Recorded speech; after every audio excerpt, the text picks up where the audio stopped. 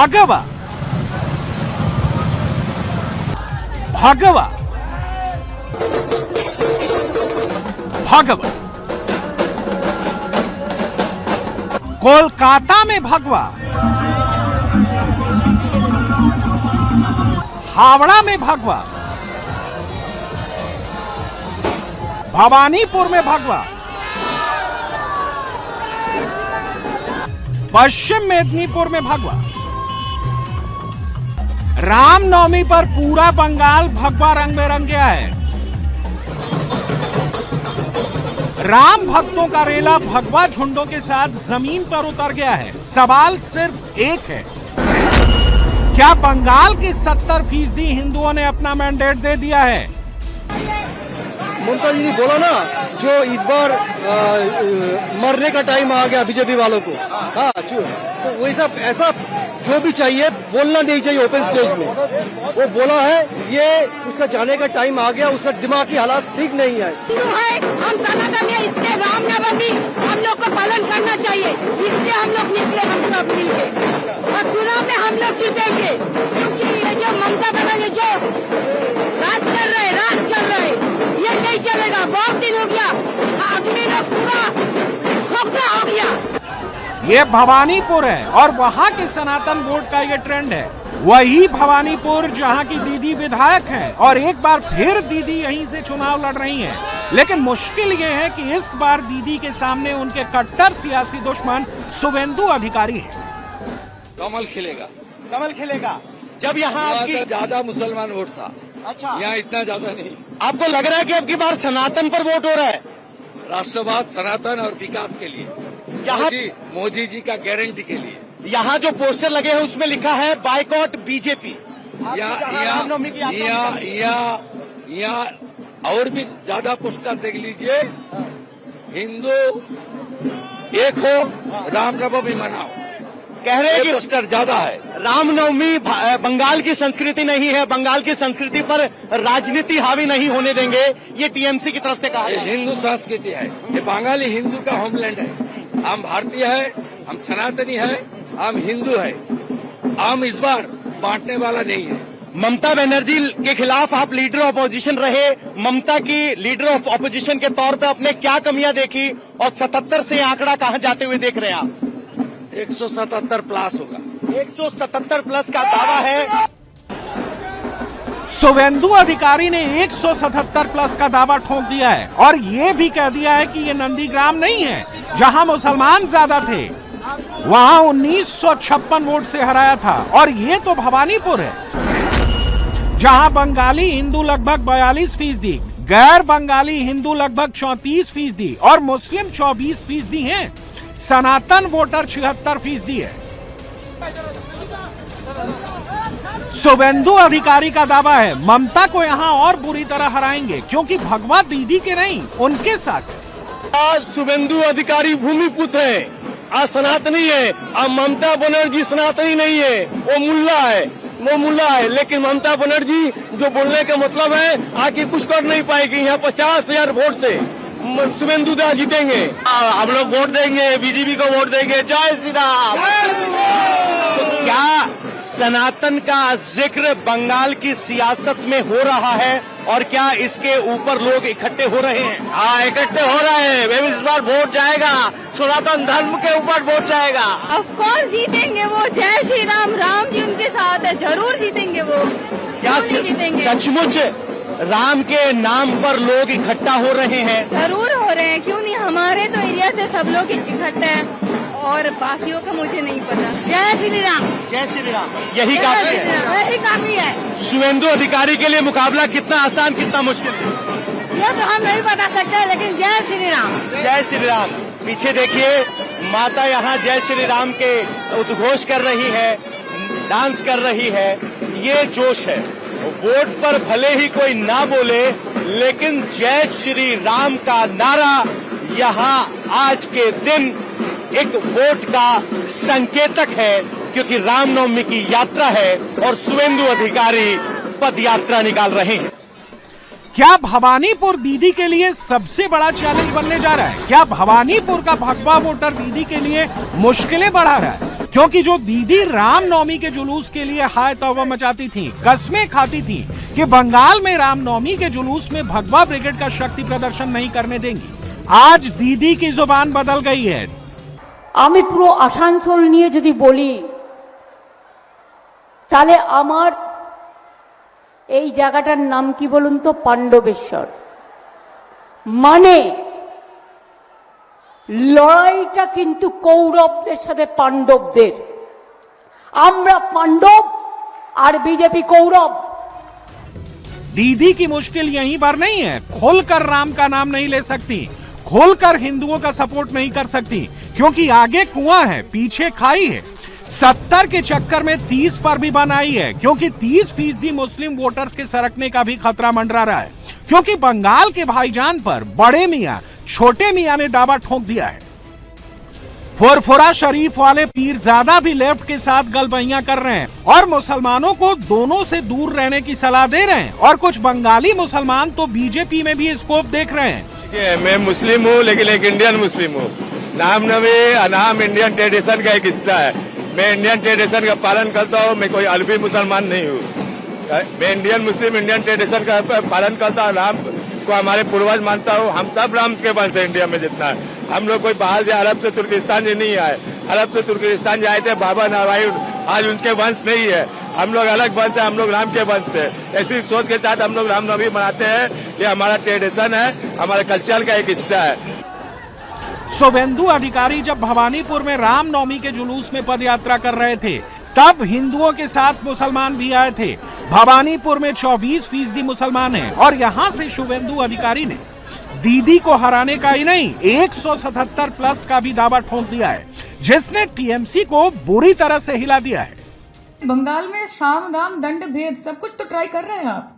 कोई एजेंसी बाकी नहीं है, कोई कमीशन बाकी नहीं है। इलेक्शन कमीशन अभी आपका बेस्ट फ्रेंड बन गया है, आपके बेस में काम कर रहा है। इसके बाद भी अगर आपको लगे कि हवा उल्टी तरफ है, आपको समर्थन नहीं मिलने वाला है, तो लास्ट रिसोर्ट क्या बचेगा? आज लीडर ऑफ ऑपोजिशन बोल रहे हैं कि हमको 177 सीट मिलेगा। आपको कैसे पता? किसने बताया आपको? आपको किसी ने बताया या आप किसी को बता रहे हैं कि हमको इतना सीट चाहिए?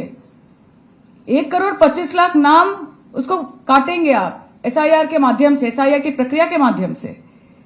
किसने बोला था? लीडर ऑफ ऑपोजिशन ने, बीजेपी के लीडर ने, मंत्रियों ने बोला था। उस हिसाब से ज्ञानेश कुमार जी काम कर रहे हैं, इलेक्शन कमीशन ऑफ इंडिया काम कर रही है। हालांकि अलग बात है कि ममता बनर्जी के रहते हुए वो कर नहीं पा रहे। दीदी हिंदू हिंदू क्यों कर रही हैं? दीदी की पार्टी एसआईआर क्यों कर रही है? बांग्लादेशी जमात का जो थोड़ा बहुत लोग वहाँ है, एक्सट्रीमिस्ट फोर्स, जिन्होंने लैंड जिहाद और आप जिहाद के साथ साथ धर्म जिहाद कर रहा है, वही के हमला है। इसका खिलाफ एक्शन लेना चाहिए, और आने वाला दिन में बीजेपी का सरकार आएगा। मोदी जी बता दिया, सबका साथ सबका विकास भी होगा, सबका हिसाब भी होगा। दीदी भवानीपुर में रामनवमी के जुलूस को देखकर क्यों डर रही है? उसकी वजह भी है, क्योंकि रिकॉर्ड बता रहा है ममता का भगवा वोट का ग्राफ घट रहा है, बीजेपी का बढ़ रहा है।